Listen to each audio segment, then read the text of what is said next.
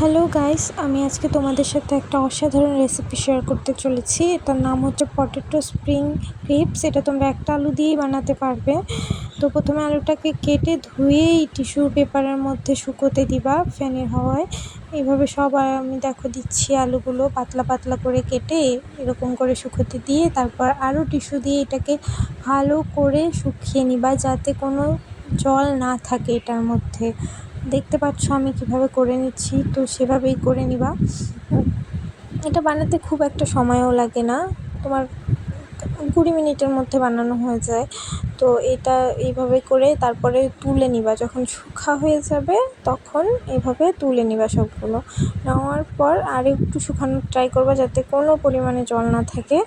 তারপরে তুমি একটা ব্যাটার তৈরি করবা। একটা বাটিতে ময়দা বা আটা নিতে পারো, তারপর শুকনো লঙ্কার গুঁড়ো আর পরিমাণ মতো লবণ দিয়ে পরিমাণ মতন পানি দিয়ে এটাকে একটা গুলানোর চেষ্টা করবা, একটা সুন্দর ব্যাটার তৈরি করবা যেরকম আমি করছি।